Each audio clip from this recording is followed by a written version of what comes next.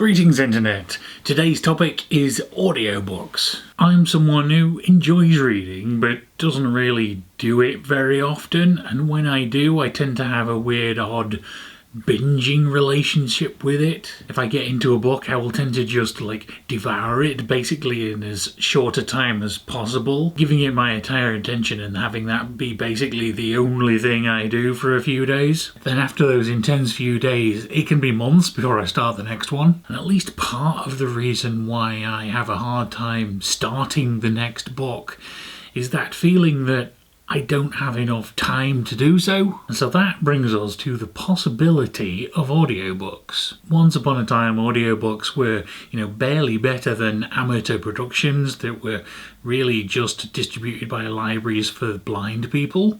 But ever since Audible became a thing, the whole concept of consuming books via audio has become a much more mainstream thing. The big draw, it seems, for quite a lot of people is that it allows you to consume a book while doing something else. Now there are a few podcasts I enjoy listening to, so at some point last year I think, I started thinking, I wonder if audiobooks would be for me. Would they fit in my life somewhere? So I signed up for an Audible trial, as you do, and gave it a go. I did that with the hope that I could consume more books without the time requirements needed for actual reading. But the problem is I quickly found out that I don't really have any space for them within my general routine. I work from home, so I don't have a commute during which I could listen to them. I do like to go out for walks during the day sometimes, go work in a coffee shop for example, and get a bit of exercise on the way, but as I mentioned yesterday in my video about headphones,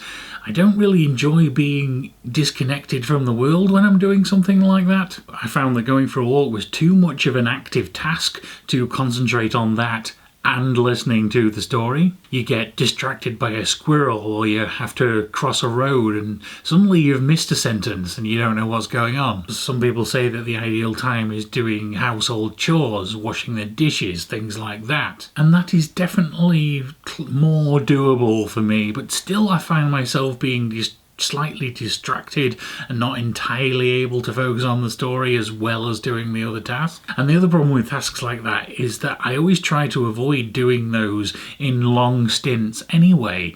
I'll wash the dishes for 5 or 10 minutes, but I would never want to spend an hour at once doing cleaning and tidying up. I do little bursts. It makes those tasks more palatable, but I don't want to do little bursts of a book to go with that. One thing my brain is physically incapable of doing would be to stop a chapter partway through, and because book chapters are not consistent lengths, that's not something you can plan for. And so I have been unable to find a mindless enough task that I need to do regularly for longish periods of time that I can do along with listening to a story. I still have listened to quite a few audiobooks, but it's ended up being much like I consume podcasts. I have to sit down and specifically just listen to them, which is nice, but it's not the time-saving feature I was hoping for. And because of that, I still end up kind of binging them. I'll listen to one intensely for a few days and then leave it a couple of months. So it seems like that is the way I am